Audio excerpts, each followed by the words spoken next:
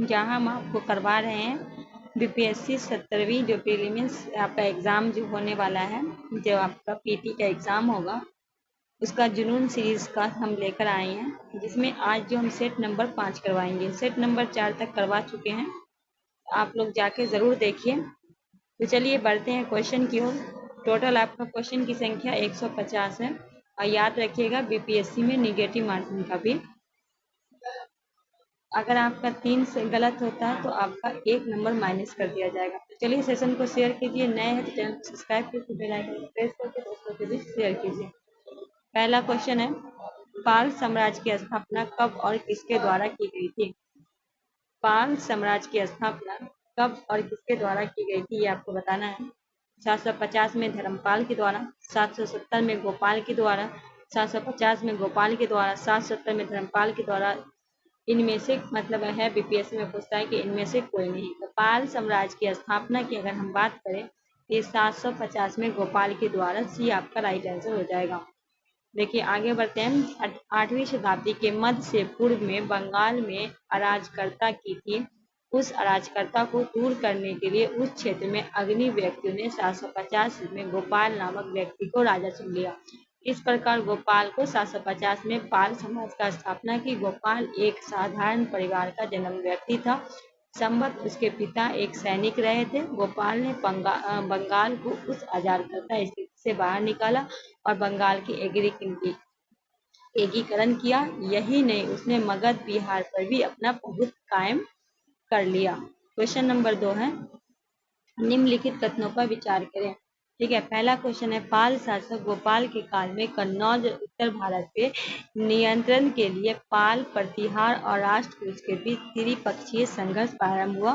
दूसरे में हर्षवर्धन की मृत्यु 647 के बाद कश्मीर का शासक ललितादित्य द्वारा समय तक पंजाब और कन्नौज में अपना नियंत्रण स्थापित कर लिया। उपयुक्त में कौन सा कथन सही है? केवल एक, केवल दो, एक, दो, दोनों, न तो एक न तो दो। क्या हो जाएगा आपका बी। दो जो है वो आपका सही है, एक जो है वो आपका गलत है। ठीक है, देखिए प्रश्नगत कथन केवल दो सही है। हर्षवर्धन की मृत्यु के बाद कश्मीर का शासन ललितादित्य ने उस समय तक पंजाब और कन्नौज पे अपना नियंत्रण स्थापित करने में सफल रहा। कन्नौज को हर्ष के समय से ही उत्तर भारत में प्रभुत्व का प्रतीक माना जाता है। जहां तक उत्तर भारत में कन्नौज पर नियंत्रण के पाल, प्रतिहार, राजपूत संघर्ष प्रारंभ होने का प्रश्न, यह गोपाल के समय नहीं बल्कि उसे उत्तरदायी धर्मपाल 780 से शासन के दौरान प्रारंभ हुआ था। क्वेश्चन नंबर 3 है, 9वीं शताब्दी के मध्य सुलेमान नामक अरब सौदागर ने भारत के किस साम्राज्य का दौरा किया था और उसकी शक्ति और समृद्धि की चर्चा की थी? पाल के, गुर्जर, प्रतिहार के, राजपूत के, चोल के। क्या होगा राइट आंसर? क्वेश्चन नंबर 3 तो ए हो जाएगा आपका। तो क्या हो जाएगा? तो राइट आंसर हम ए लगाएंगे, पाल। चलिए इनके बारे में थोड़ा जान लेते हैं। 8वीं शताब्दी के समय मध्य से लेकर 9वीं शताब्दी के मध्य तक पूर्वी भारत पे पाल शासकों का वर्चस्व था। उसकी शक्ति की गवाही सुलेमान नामक एक अरब सौदागर ने दी, जो 9वीं शताब्दी के मध्य भारत आया था और उसने यहाँ पे वृत्तांत लिखा। यह पाल राज का रहनुमा या धर्मपाल का संक्षेप कहता है। उसने अपने वृत्तांत में पाल राज की शक्तियों का समृद्धि की चर्चा की। किसने ने? अरब सौदागर सुलेमान ने। क्वेश्चन नंबर 4 है, कथन ए और कारण आर पर विचार करें। नीचे दिए कोड का विकल्पों से आधार से सही उत्तर का चयन करें।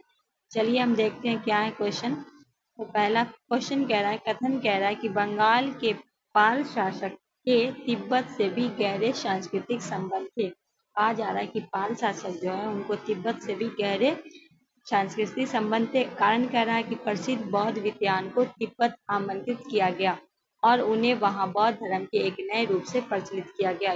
ए आर दोनों सही है, आर एक सही व्याख्या। ए आर दोनों सही है पर आर एक सही व्याख्या नहीं है। ए सही है, आर गलत है, ए गलत है, आर सही है। क्या हो जाएगा राइट आंसर आपका? ए आर दोनों सही है और एक ही सही व्याख्या है, दोनों आपका सही है। तो राइट आंसर हम ए लगाएंगे। यहाँ देखिए, तिब्बत के पाल शासक के गहरे संबंध थे। प्रसिद्ध बौद्ध विद्वान शतरंक्षित और दीपांकर उर्फ आतिश को तिब्बत नियंत्रित किया गया था। उन्हें वहां बौद्ध धर्म के एक नए रूप से प्रचलित किया गया। फलस्वरूप अनेक तिब्बती बौद्ध अध्ययन के लिए नालंदा और विक्रमशिला आए। अतः कथन और कारण दोनों सही और कारण सही व्याख्या करता है। क्वेश्चन नंबर 5 में कह रहा है कि दक्षिण पूर्व एशिया के किस बौद्ध धर्मावलंबी शासक ने पाल शासक से नालंदा में मठ बनाने की अनुमति मांगी तथा उसे रख रखाव के लिए 5 गांव देने की प्रार्थना की। कहा जा रहा है कि दक्षिण पूर्व एशिया के किस बौद्ध धर्मावलंबी शासक ने पाल शासक से, तो ऑप्शन है धीरेन्द्र, वीरेंद्र, शैलेंद्र, दीपांकर। क्या होगा राइट आंसर? तो सी होगा, शैलेंद्र ने। सी आपका राइट होगा। तो चलिए इनके बारे में थोड़ा देख लेते हैं। दक्षिण पूर्व एशिया देश के साथ ही पाल शासक के अच्छे व्यापारिक और सांस्कृतिक संबंध थे। शैलेंद्र नामक शासक जो बौद्ध धर्मावलंबी से और जिनका मलाया, जावा, सुमात्रा और पड़ोसी द्वीप पर राज था, उन्हें पाल शासक देवपाल के दरबार में अपने राजदूत भेजे। उन्होंने नालंदा के एक मठ बनाने की अनुमति मांगी और उसके रख रखाव के लिए 5 गांव देने की प्रार्थना की। यह प्रार्थना मान ली गई। राइट आंसर सी हो जाएगा, शैलेंद्र। क्वेश्चन नंबर 6 है, निम्नलिखित कथनों पर विचार करें। पाल शासक धर्मपाल ने नालंदा विश्वविद्यालय की स्थापना की। दूसरे में पाल शासक देवपाल ने विक्रमशिला विश्वविद्यालय की स्थापना की। तीसरा में पाल शासक बौद्ध मत के संरक्षक थे। पाल शासक ने ब्राह्मण को खूब दान दिया था। कौन सा कथन सत्य है? केवल 2, 3, केवल 1, 2, 3, केवल 1, 2 या केवल 2, 3? कौन सा आपका सही है? तो पाल शासक बौद्ध मत के संरक्षक थे और पाल शासक ने ब्राह्मण को खूब दान दिया था। 3 और 4 आपका राइट होगा। तो डी आपका राइट आंसर हो जाएगा। प्रश्न में कथन की सत्यता या असत्यता में निम्नलिखित पहलू है। नालंदा विश्वविद्यालय की स्थापना पाल शासक धर्मपाल नहीं की थी, बल्कि उसकी स्थापना 5वीं शताब्दी में गुप्त शासक कुमारगुप्त प्रथम ने किया था। बिहार में भागलपुर जिले में विक्रमशिला विश्वविद्यालय की स्थापना पाल शासक धर्मपाल ने 770 से 810 में की थी, न कि देवपाल। पाल शासक बौद्ध मत के संरक्षक थे। यह कथन पूर्ण सत्य है। ठीक है। उसके बाद है, हालांकि पाल शासक बौद्ध मत के संरक्षक थे, पर उन्होंने शैव और वैष्णव मतों का भी संरक्षण किया। उन्होंने उत्तर भारतीय ब्राह्मण को एक बड़ी संख्या में जो भागकर बंगाल पहुंचे थे खूब दान दिए। ब्राह्मणों की आबादी के कारण बंगाल में कृषि का प्रसार हुआ तथा पशुपालक और खाद्य संग्रह के समुदाय के रूप में बसकर खेती करने लगे। क्वेश्चन नंबर 6, चोल साम्राज्य के संस्थापक कौन था? राजेंद्र प्रथम, राजराज प्रथम, विजयलाल, अधिराज। तो क्या हो जाएगा? चोल का कौन था? सी, विजयलाल। सी आपका राइट आंसर हो जाएगा। चोल साम्राज्य के संस्थापक विजयलाल थे, जो पहले पल्लवों के सामंत रह चुका था। उसने 850 में तंजावुर पे कब्जा कर चोल प्रशासन स्थापित किया। 9वीं शताब्दी के अंत में चोल कांची पल्लवों को हरा चुके थे और पांडवों को भी कमजोर कर चुके थे। इसी तरह तमिल भूमि पर उनका अधिग्रहण स्थापित हुआ। तो राइट आंसर क्या हो जाएगा? सी हो जाएगा। क्वेश्चन नंबर 8 है, किस चोल शासक ने गंगोडोचोल, गंगा का चोल विजेता की उपाधि धारण की थी? राजराज प्रथम, राजेंद्र प्रथम, विजयलाल, राजेंद्र द्वितीय। तो बी हो जाएगा, राजेंद्र प्रथम। इनके बारे में भी जाने। राजेंद्र प्रथम ने 1414 से 1444 एक महान चोल शासक था। कलिंग के रास्ते बंगाल तक का अभियान राजेंद्र प्रथम के शासनकाल सबसे उल्लेखनीय कृत्यों से एक था। इसमें चोल सेनाओं को गंगा नदी पार कर 2 स्थानीय राजा को हराया। इस विजय की स्मृति में राजेंद्र प्रथम को गंगोटचोल, गंगा का चोल विजेता की उपाधि धारण की थी। तो कौन उपाधि धारण करती थी? उनका नाम था राजेंद्र प्रथम। क्वेश्चन नंबर 9 है, 13वीं शताब्दी में भारत का दौरा करने वाला यात्री मार्को पोलो किस देश का था? वेनिस, इटली का, मोरक्को, अफ्रीका का, अरब का, तुर्की का। 13वीं शताब्दी में भारत का दौरा करने वाला यात्री मार्को पोलो किस देश से था? आपको बताना है। राइट आंसर वेनिस, इटली का था। क्वेश्चन नंबर 13 है, महान चोल शासक राजेंद्र प्रथम ने अपने बंगाल विजय के उपलक्ष्य में गंगा के चोल विजेता नगर नामक अपनी नई राजधानी को किस नदी के मुहाने पर स्थापित किया था? कृष्णा, कावेरी, गोदावरी, महानदी। क्या होगा राइट आंसर? तो बी लगाएंगे, कावेरी। नेक्स्ट क्वेश्चन है, आगे बढ़ते हैं। क्वेश्चन नंबर 11 में चोल काल में दक्षिण भारत में निर्मित राजेश्वर मंदिर कहाँ स्थित है? चोल काल में दक्षिण भारत में निर्मित राजेश्वर मंदिर महाबलीपुरम, मुदैरू, तंजापुर, वातापी। तो सी हो जाएगा तंजापुर। क्वेश्चन नंबर 12, निम्नलिखित कथनों पर विचार करें। पहला, चोल सम्राट 4 मंडल प्रांत में बांटा गया था। चोलकालीन अभिलेखों में हमें ग्राम शासन की 2 सभाओं का ज्ञान होता है, जिससे उर तथा महासभा कहा जाता है। उर ब्राह्मणों के गांव को वयस्क सभा होती थी, महासभा सामान्य गांव की आम सभा होती थी। कौन सा कथन सत्य है? 1, 2, 3, 4, केवल 1, 2, 4, केवल 1, 2, 3 या केवल 1, 2? कौन सा आपका सही है? तो केवल 1 और 2 आपका राइट आंसर है, तो डी लगाएंगे राइट आंसर। क्वेश्चन नंबर 13 में 70 सौदागरों के एक चोल प्रतिमंडल में कब चीन का दौरा किया था? 1055, 1066, 1077, 1088। 70 सौदागरों के एक चोल प्रतिमंडल ने, तो राइट आंसर हम क्या लगाएंगे? सी, 1077। सी आपका राइट आंसर हो जाएगा।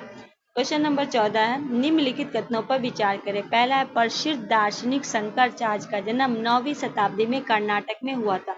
दूसरे में कहा जा रहा है कि शंकराचार्य ने मतानुसार पढ़ा और जगत के अंतर आभासी अंतर के वास्तविक नहीं। उक्त में कौन सा कथन असत्य है? केवल 1, केवल 2, 1, 2, न तो 1 न तो 2। उनका शंकराचार्य का जन्म जो है आपका कर्नाटक में हुआ था, ठीक है, इसीलिए कथन 1 जो है आपका गलत है। कथन में कहा जा रहा है कि कर्नाटक में 9वीं शताब्दी में कर्नाटक में हुआ था, तो इसमें क्या है? 9वीं शताब्दी केरल में हुआ था, न कि कर्नाटक में। पूछ रहा है, कहा रहा है कि कर्नाटक में हुआ था, तो केरल में हुआ था। कहाँ हुआ था? केरल में हुआ था, इसीलिए 1 आपका गलत है। क्वेश्चन नंबर 15 कथन है, पहले है कारण है ए और कारण, कथन ए और कारण को विचार करें। तो कथन है, 16वीं शताब्दी के आरंभ तक भक्ति आंदोलन अपने जनप्रिय रूप से हिंदू समाज के सभी हिस्सों को स्वीकृति हो गया था। कारण है, रामानुज द्वारा स्थापित परंपरागत अनेक विचारधारा अपना लिया गया।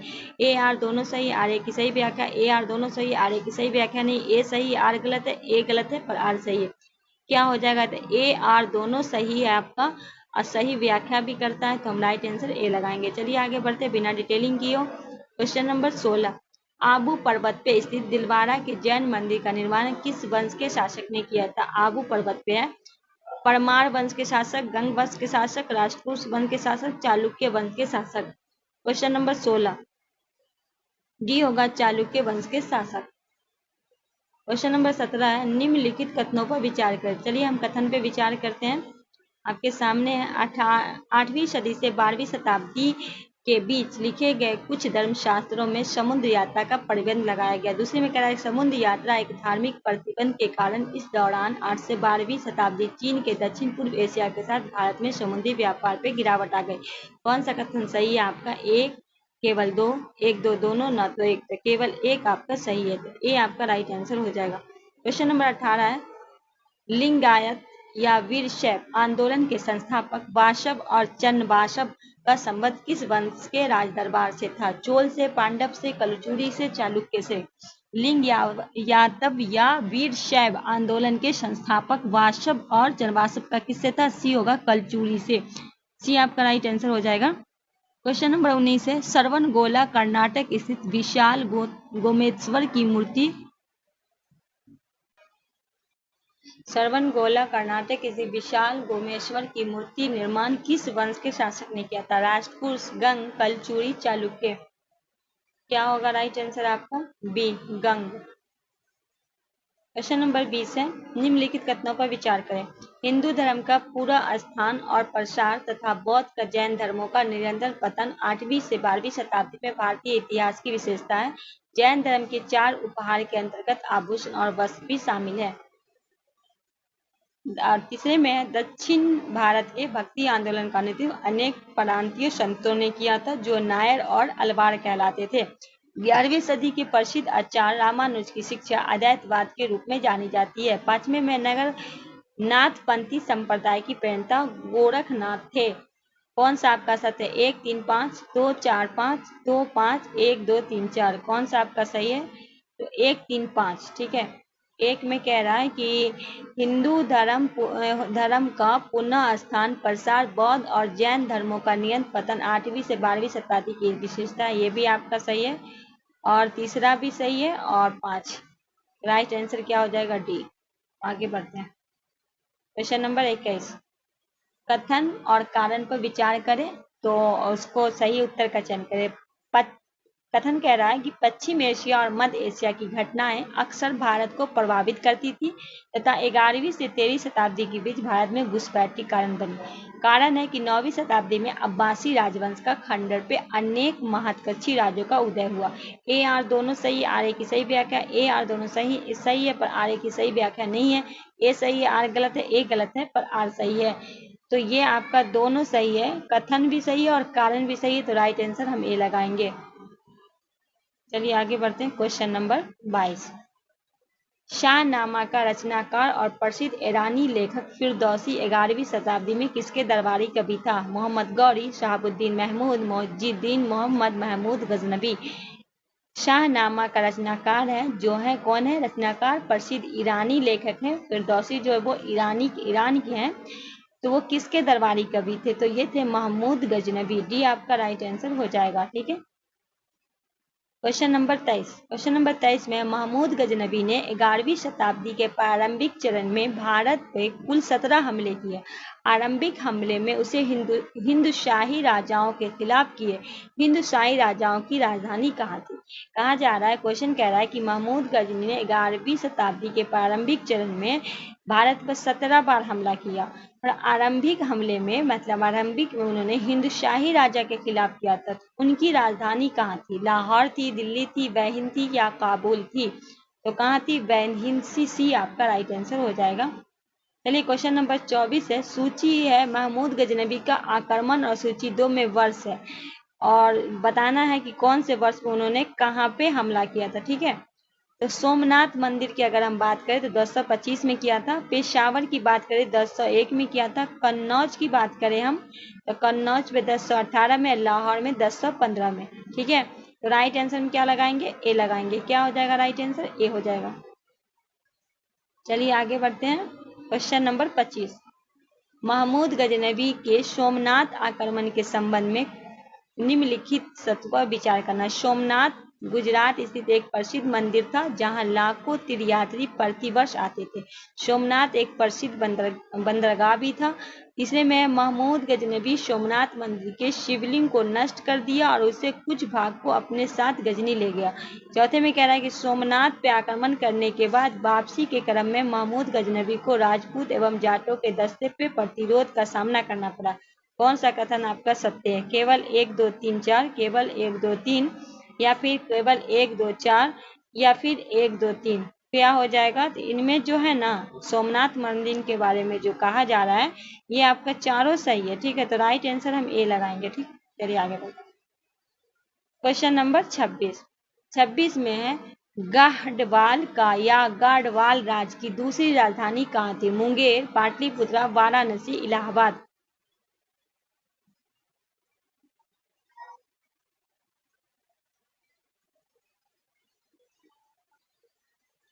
क्या हो जाएगा? सी वाराणसी।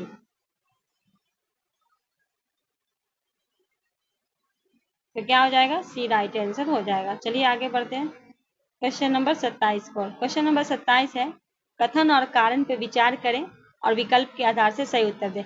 कथन है भाईचारे के भाव के कारण पूर्व मध्यकाल में राजपूत समाज को अनुशासित करने में काफी मदद मिली। कारण है राजपूत समाज का आधार कुल कलान तथा हर कुल अपने आप को एक साझे वास्तविक या काल्पनिक पूर्वज की संतान मानता था। ए सही एक मतलब है कि ए आर दोनों सही है, आर ए की सही व्याख्या। ए आर दोनों सही है पर सही व्याख्या नहीं है। ए सही है, आर गलत है या फिर ए गलत है, आर सही है। तो ए जो है वो आपका बिल्कुल गलत है और आर आपका सही है। तो राइट आंसर हम डी लगाएंगे। ठीक है। राजपूत समाज के आधार पे कुलान का था हर कुल अपने आप को एक साझे वास्तविक या काल्पनिक पुरुष का संतान मानता था। इसमें कहा गया है कि अनुशासित करने की काफी मदद मिलता था। ये आपका गलत है। ठीक। क्वेश्चन नंबर 28 है पृथ्वीराज तृतीय क्या है? क्वेश्चन नंबर 28 में कह रहा है कि पृथ्वीराज तृतीय जो थे तृतीय, चौहान ने उस अभियान के तहत अल्लाह और उदल नामक को प्रसिद्ध योद्धा मारे गए थे। गुजरात अभियान, बुलखेंद अभियान, मलवा अभियान, बंगाल अभियान। पृथ्वीराज तृतीय चौहान के किस अभियान के तहत अल्लाह और उदल नाम के प्रसिद्ध योद्धा मारे गए थे? तो बी हो जाएगा बुलखेंद अभियान। बी आपका राइट हो जाएगा। चलिए आगे बढ़ते। Question number 29। क्वेश्चन नंबर 29 में निम्नलिखित कथनों पर विचार करें। कोणार्क का सूर्य मंदिर 11वीं शताब्दी में निर्मित किया गया था। भुवनेश्वर का लिंगराज मंदिर का निर्माण 13वीं शताब्दी में। कौन सा कथन सत्य है? केवल एक, केवल दो, एक दो दोनों, न तो एक न तो दो। कौन सा आपका सत्य है? तो ये जो कह रहा है कि कोणार्क का सूर्य मंदिर लिंग भुवनेश्वर का जो है आपका, ये आपका दोनों गलत है, कोई आपका सही नहीं है। अब क्यों सही नहीं, तो देखते हैं आगे बढ़ते हैं। डी आपका राइट आंसर होगा। भुवनेश्वर का लिंगराज मंदिर 11वीं शताब्दी में था, कोणार्क का सूर्य मंदिर 13वीं शताब्दी में हुआ। दोनों को उलट पुलट कर दिया, ये आपका 13वीं में हुआ था, ये आपका 11वीं में हुआ था, इसीलिए आपका दोनों गलत है। Question number 30। क्वेश्चन नंबर 30 में पृथ्वीराज चौहान और महमूद गौरी मोइजुद्दीन मोहम्मद के बीच प्रसिद्ध तराइन की पहली लड़ाई कब और किस क्षेत्र का विवाद कारण हुई थी? 1191 तरहिंद, 1192 लाहौर, 1191 लाहौर को लेकर, 1192 तरहिंद को लेकर। पृथ्वीराज चौहान और मोहम्मद गौरी के बीच जो हुआ था लड़ाई, वो किस क्षेत्र का विवाद के कारण हुआ था? तो ये हुआ था 1191 में तबर हिंद को लेकर। ए आपका राइट आंसर हो जाएगा। ठीक है। Question number 31। 31 में चंदवार का युद्ध कब और किनके बीच हुआ? 1192 मोइनुद्दीन मोहम्मद पृथ्वीराज चौहान, 1194 मोइनुद्दीन मोहम्मद जयचंद के बीच, 1196 मोइनुद्दीन मोहम्मद और चालुक्य शासन की द्वितीय, 1198 मोइनुद्दीन मोहम्मद और विगराज चतुर्थ के बीच। ये हुआ था 1194 में मोइनुद्दीन मोहम्मद और जयचंद के बीच हुआ था। तो बी आपका राइट आंसर हो जाएगा। चलिए आगे बढ़ते हैं। Question number 32। कुतुबुद्दीन ऐबक की मृत्यु किस प्रकार हुई थी? युद्ध से वीरगति प्राप्त करते, बीमार के, आत्महत्या द्वारा, उपयुक्त में कोई नहीं। तो ये जो है इनमें से डी होगा, उपयुक्त से कोई नहीं, क्योंकि आपको पता है कि उसे प्रबंधकर्ता के रूप में मोहम्मद गौरी की मृत्यु का उपरांत वह स्वतंत्र शासक बन गया और दिल्ली में। तो इसमें क्या है कि वो खेलते वो जो है ना पोलो खेल रहे थे, चौगान होता था, उसी को खेलते समय उनकी मतलब गिर गए थे, तो मृत्यु हो गई थी। तो इनमें ऑप्शन में कोई नहीं होगा, डी आपका राइट हो जाएगा। क्वेश्चन नंबर 33 है। दिल्ली सल्तनत के गद्दी पर बैठने के आरंभिक कुछ वर्ष इल्तुतमिश ने जुड़ी चुनौतियों के संबंध में निम्नलिखित कथनों को। पहला है, कुतुबुद्दीन ऐबक के साथ एक ही गुलाम कुबाचा के खुद को बंगाल और बिहार को स्वतंत्र शासन घोषित कर दिया और इल्तुतमिश को चुनौती दी। दूसरा है, इसकी प्रकार एक अन्य चुनौती अली मर्दान खान नामक एक व्यक्ति ने भी प्रस्तुत किया, जब वह स्वयं को मुल्तान का स्वतंत्र शासक घोषित कर लाहौर तथा पंजाब के कुछ भागों पर अधिकार लिया। कौन सा कथन सही है? केवल एक, केवल दो, एक दो दो, न तो एक न तो दो। तो क्या हो जाएगा आपका डी। इनमें से कोई आपका सही नहीं, दोनों आपका गलत है। क्यों आप गलत है देख लीजिए। क्योंकि है कि 1210 में इल्तुतमिश दिल्ली सल्तनत पर गद्दी बैठते हुए गंभीर चुनौतियों का सामना करना पड़ा था। तो इल्तुतमिश सत्तारोहण के समय अली मर्दान खान स्वयं को बंगाल और बिहार का राज घोषित किया था। ठीक है। अली मर्दान खान जो है, जो कहा गया कि ये पंजाब और लाहौर का नहीं, ये किया था बिहार और बंगाल का। ठीक है। और इसके बाद दूसरे में कहा जा रहा है कि दूसरी तरफ कुतुबुद्दीन ऐबक ने अन्य गुलाम कुबाचा लाहौर और पंजाब का, तो ये उलट पुलट दे दिया है। ठीक है। तो दोनों आपका गलत है। आगे है क्वेश्चन नंबर 24। आगे क्वेश्चन नंबर 24 को और बढ़ते हैं। दिल्ली सल्तनत के किस शासक का मूल नाम ओगलू खां था? यह दिल्ली सल्तनत का था। बलबन, इल्तुतमिश, कुतुबुद्दीन ऐबक, नसरुद्दीन मोहम्मद, नसरुद्दीन महमूद। तो ये हो जाएगा ए बलबन। Question number 35। कथन और कारण पर विचार करें, नीचे दिए कुछ से सहायता है। कथन है, बलबन ने रक्त और तलवार लौ की नीति अपनाया। ठीक है, सबको पता है। दूसरे में क्या कह रहा है कि बलबन के शासन में दिल्ली के आसपास और दोआब के क्षेत्र में कानून व्यवस्था की स्थिति खराब थी। ए आर दोनों सही है, ए आर की सही व्याख्या, ए आर दोनों सही है, आर ए की सही व्याख्या नहीं है। ए सही है, आर गलत है, ए गलत है, आर सही है। तो ए आर दोनों सही है, आर ए की सही व्याख्या, ए आपका राइट आंसर हो जाएगा। क्वेश्चन नंबर 36 है। मंगोल से भारतीय क्षेत्र में वास्तविक खतरा किस कालखंड में पहली बार उत्पन्न हुआ था? 13वीं शताब्दी का पहला, 13वीं शताब्दी का दूसरा, 13वीं शताब्दी का तीसरा, 13वीं शताब्दी का दशक का चौथा दशक। तो सी हो जाएगा 13वीं शताब्दी का तीसरा दशक। सी आपका राइट आंसर हो जाएगा। क्वेश्चन नंबर 37 है, दिल्ली सल्तनत के अंतर्गत खिलजी वंश के शासक किस मूल रूप के? तुर्क मंगोल, तुर्क अफगान, मंगोल अफगान, ईरान अफगान। तो क्या हो जाएगा? बी, तुर्क अफगान। बी आपका राइट आंसर हो जाएगा। क्वेश्चन नंबर 38 है, वर्ष 1296 में दिल्ली सल्तनत के गद्दी पर बैठने से पूर्व अलाउद्दीन खिलजी किस पद के आसीन था? उत्तर पश्चिम सीमा का प्रधान रक्षक, इसके बाद दक्कन का सूबेदार, बंगाल का सूबेदार, अवध का सूबेदार। तो ये जो है कहाँ अलाउद्दीन खिलजी जो है वो कहाँ का था? अवध का सूबेदार था। तो डी हमारा राइट आंसर हो जाएगा। क्वेश्चन नंबर 39 है, रिक्त स्थानों को पूर्ति करें और सही उचित आधार पे करें। सन डॉट डॉट दिल्ली के तैमूर लंग के हमले में तुगलक साम्राज्य का अंत आरंभ माना जाता है। 1398, 1404, 1409, 1412। 1398 दिल्ली पर तैमूर लंग के हमले को तुगलक साम्राज्य के अंत आरंभ माना जाता है। ये आपका right answer. Question number 40, Alauddin Khilji निम्नलिखित में किस अभियानों पर विचार करे? अलाउद्दीन के अभियानों पर विचार करा। वालंग अभियान, चित्तौड़ अभियान, रंगबौद्ध।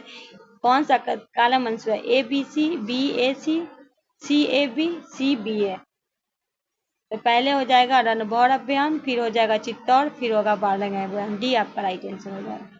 चलिए आगे बढ़ते हैं। क्वेश्चन नंबर 41, निम्नलिखित कथनों पर विचार। अलाउद्दीन खिलजी के समय एक जीतल मुद्रा की कीमत 48 टंके के बराबर होता था। अलाउद्दीन खिलजी के समय अनाज माप की इकाई 15 किलोग्राम बराबर होती है। कौन सा कथन सही है? केवल एक, केवल दो, एक दो, न तो एक, न तो दो। तो आगे बढ़ते हैं।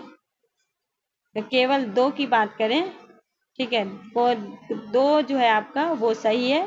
बी आपका राइट होगा। ए में कह रहा है, तो ए को हम देख लेते हैं थोड़ा सा, कि ये कहा जा रहा है कि एक टंका 48 जीतल के बराबर होता था। कथन एक के रूप में गलत है। ठीक है, कितना होता था? एक टंका 48 जीतल के बराबर होता था। और यहाँ क्या कह रहा है, एक मिनट,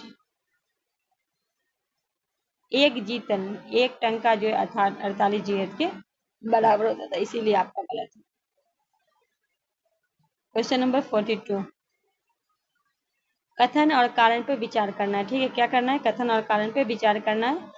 कथन, अलाउद्दीन खिलजी के बाजार नियंत्रित नीति लागू किया। अलाउद्दीन के काल में मंगोल आक्रमण का खतरा सबसे अधिक बढ़ा। ए आर दोनों सही, आर ए की सही व्याख्या। ए आर दोनों सही, आर ए की सही व्याख्या नहीं। ए सही, आर गलत है। ए गलत, आर सही है। तो ये आपका दोनों सही है।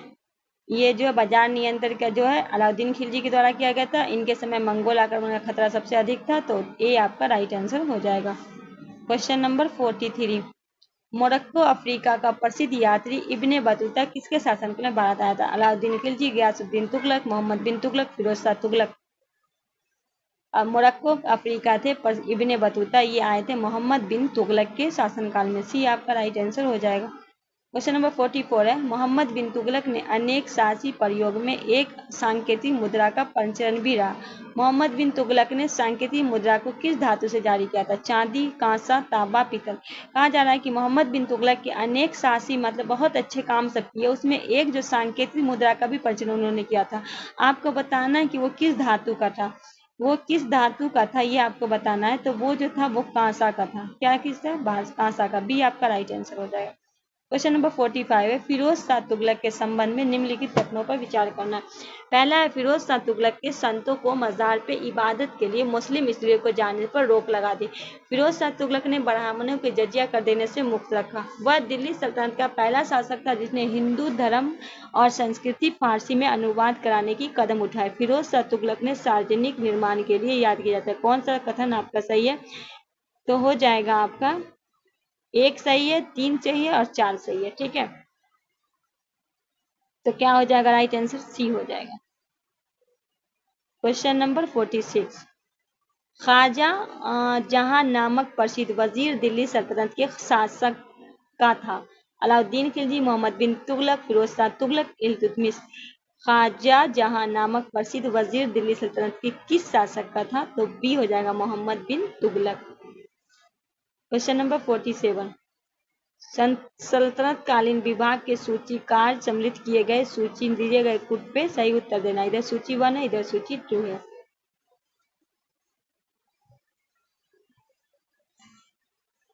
दीवाने बंदगान दास विभाग, दीवाने इंशा दीवाने इंसा क्या हो जाएगा आपका राइट आंसर। राजकीय पत्रकार, उसके बाद होगा दीवाने अर्ज होगा सैन्य अर्ज, और दीवाने हो जाएगा धार्मिक। राइट आंसर ए लगाएंगे।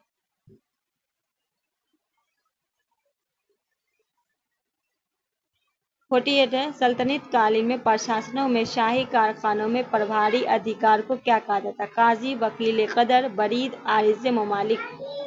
बी होगा वकील दर। बी आपका राइट आंसर हो जाएगा।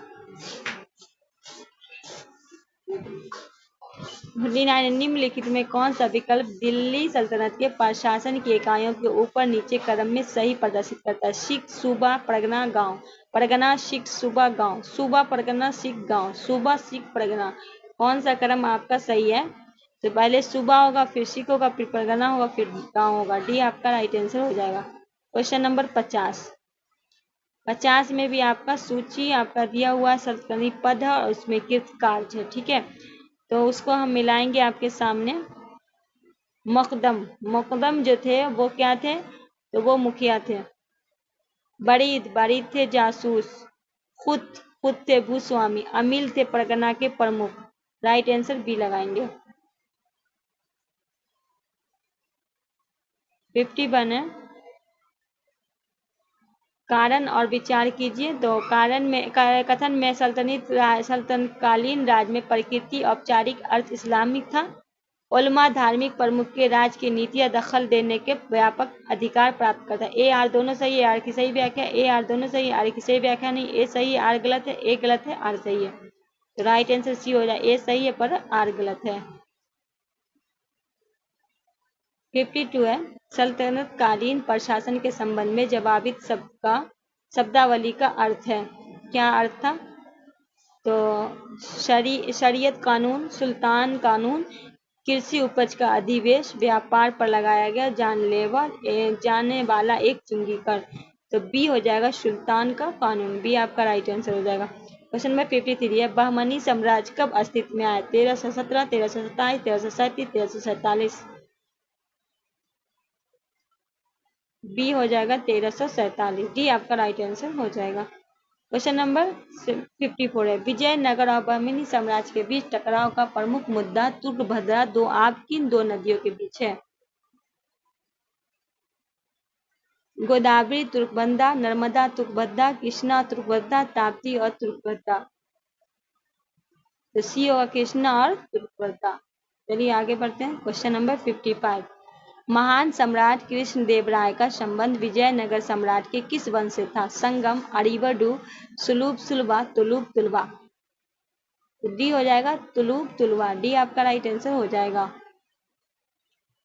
क्वेश्चन नंबर 56 है, रिक्त स्थानों को पूर्ति करके विकल्प को सही लिखना है। ठीक है, तो इधर है आपका 1510 में फ्रांसिस्को अलब्रूक पुर्तगाली बीजापुर से गोवा छीनकर, ठीक है, क्या 1530 ईस्वी में पुर्तगाली बीजापुर से छीनकर अलब्रूक ने अपनी नीति आक्रमण नीति का आरंभ किया। तो सी आपका राइट आंसर हो जाएगा। ठीक है, क्वेश्चन नंबर 57 है, विजयनगर साम्राज्य के अंतर्गत आरंभ किस प्रकार का क्षेत्र सूचित करता था। तो ये हो जाएगा सैन्य सरदार को नियंत्रित करने वाला क्षेत्र। ये आपका राइट आंसर हो जाएगा। 58 है, निम्नलिखित खान देश मुगल सम्राट 1602 में मिला लिया गया था। मलिक अंबर के जन्म इथोपिया हुआ था। कौन सा कथन सत्य है। केवल एक, केवल दो, एक दो दोनों, न तो एक न तो दो। तो बी हो जाएगा केवल दो।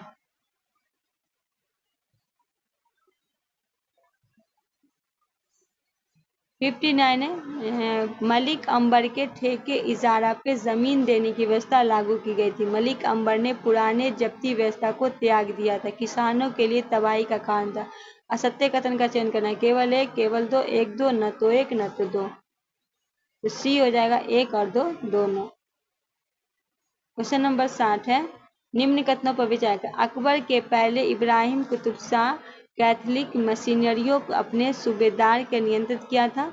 अली आदिल शाह को गरीब का दोस्त कहा जाता था। किताबे नौरोज की रचना अली आदिल शाह ने की थी। केवल एक, केवल दो, सभी तीनों, सभी कथन सत्य हैं। तो कौन सा असत्य है? तीनों, सभी तीनों आपका असत्य है। क्वेश्चन नंबर 61 है, निम्नलिखित कथनों पर विचार करें। निम्नलिखित कथनों पर विचार करना है। बुरहान निजाम काव्य धर्मनिरपेक्षता को सुर लेने वाला पहला शायर था। राज मनोहर और मुरलिता प्रेम कथा की रचनाकार में महाकवि नुसरती थी। दक्कन में उर्दू 16वीं में भारत आई थी। केवल एक आपका सत्य है, तो ए आपका राइट आंसर हो जाएगा। क्वेश्चन नंबर 62, इब्राहिम रौजा है एक प्रसिद्ध मंदिर, एक प्रसिद्ध मदरसा, एक प्रसिद्ध शिक्षा अस्पताल, उपयुक्त से कोई नहीं। तो क्या हो जाएगा? उपयुक्त से कोई नहीं। इब्राहिम रौजा जो है वो क्या थे? गोल गुम्बद है। ये क्या है? एक गोल गुम्बद है। तो जी आपका राइट आंसर हो जाएगा।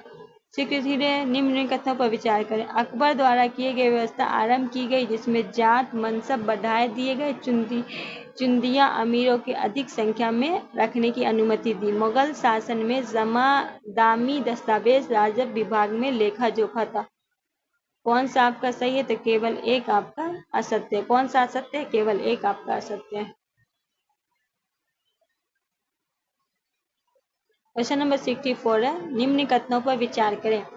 अकबर और औरंगजेब के काल में अमीर वर्ग में पर्याप्त अस्तित्व आया।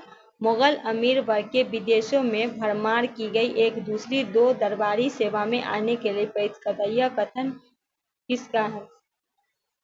तो डी हो जाएगा। ये कथन सत्य कथन का चयन करना है, तो डी हो जाएगा, न तो एक न तो।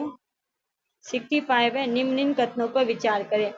कदहार, काबुल और हेरात जाने वाली सड़कें संधि स्थल पर स्थित था। कदहार 1522 में बाबर के अधीन आया था। सत्य कथन का चयन करना है, केवल एक, केवल दो, एक दो दो, न तो एक न तो दो। दोनों आपका सही है, सी आपका राइट आंसर हो जाएगा। क्वेश्चन नंबर 66 है, निम्न कथनों पर विचार करें। शफदी खुद को पैगंबर से अपने संबंध के कारण एक विशेष स्थिति को दावेदार मानते थे। गोल गुम्बज का निर्माण 1679 में हुआ था।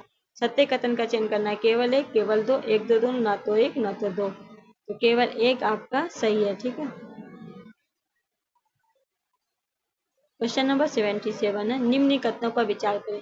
डच ने 1606 में कोचिन में अड्डा स्थापित किया। डच मूल्य कपड़ों का व्यापार हेतु पूरब में आया था।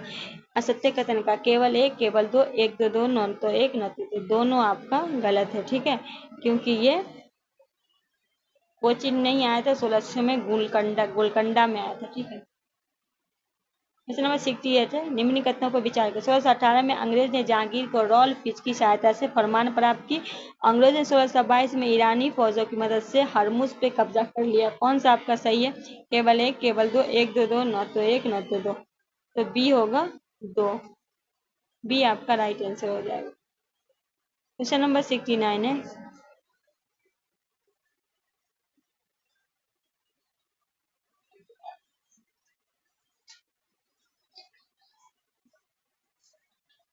कैलिको शब्द का संबंध है मसालों से, मोटा सूती कपड़े से, ऊनी कपड़ों से, नील से। बी होगा मोटा सूती कपड़ों से।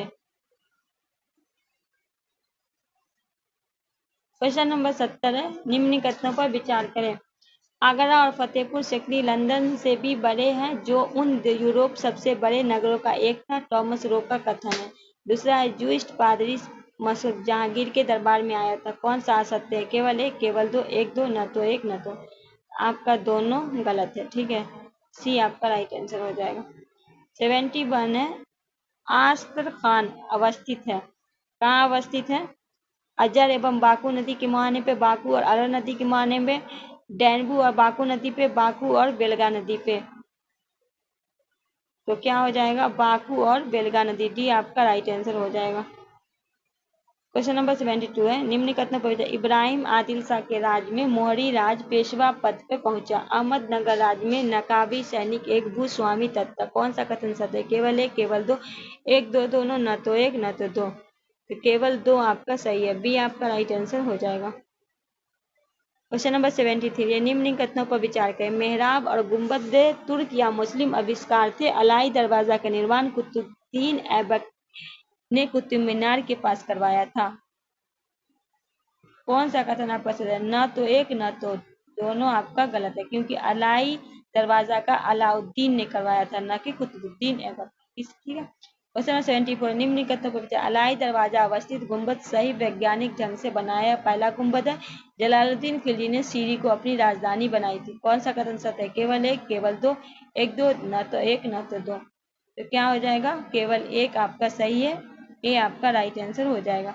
75 है, निम्न कथनों पर विचार कर। समतल दीवारें तुगलक वास्तुकाल की एक विशेषता है, इसे निवर्ण कहते हैं। फिरोज तुगलक के अधिकतर इमारतों निवर्ण प्रयोग दिखा था। असत्य कथन का चयन करना है। केवल एक, केवल दो, एक दो, न तो एक न तो दो। तो क्या हो जाएगा 75 का? सी, एक और दो दोनों आपका असत्य है।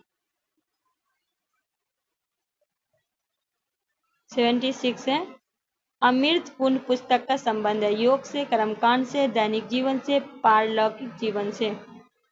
ए हो जाएगा योग से। 77 है, निम्न कथनों पर विचार करें।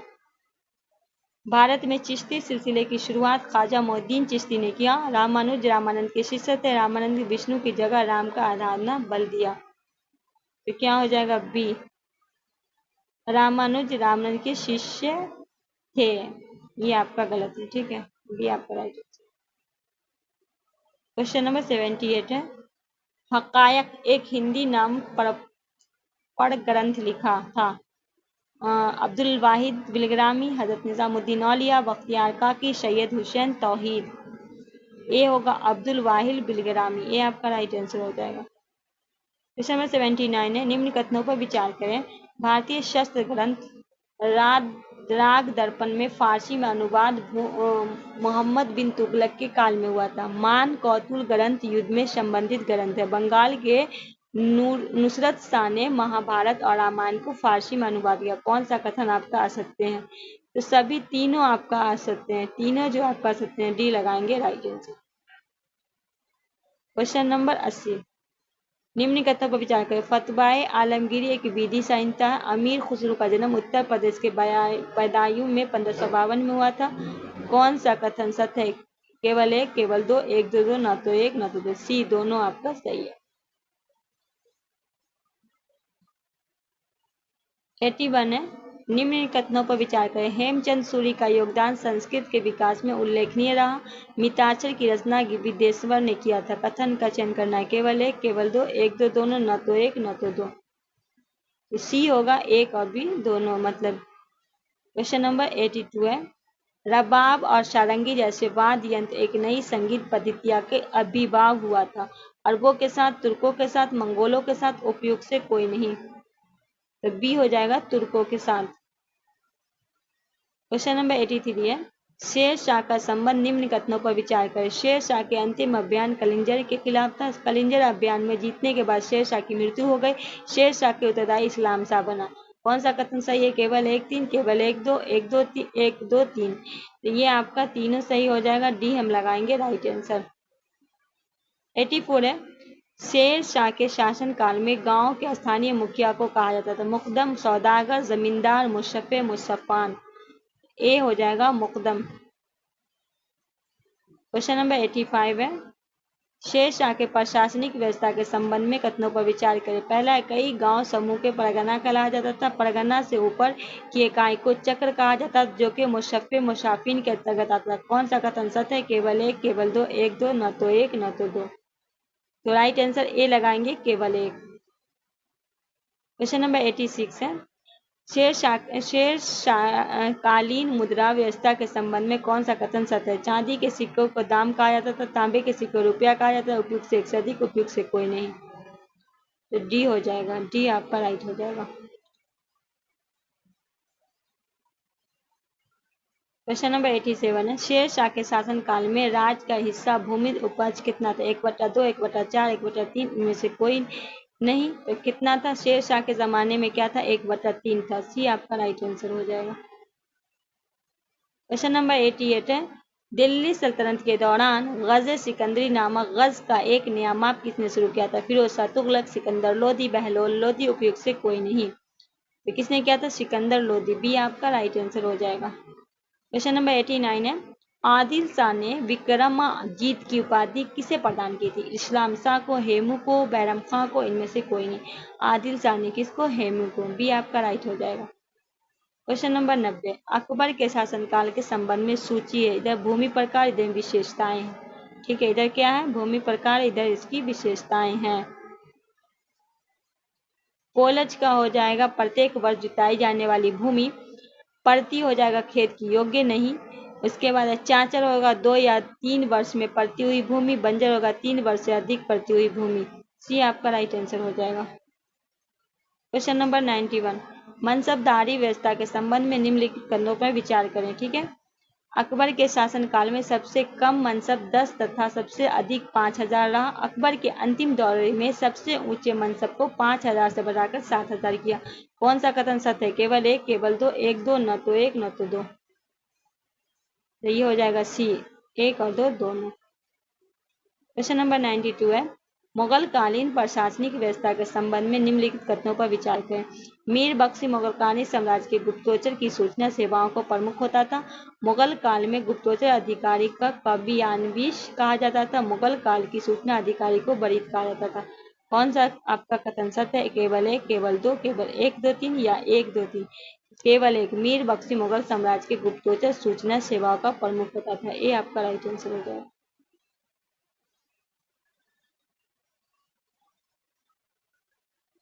93 है, मुगल कालीन वास्तुकला के संबंध में असत्य कथन का चयन करना।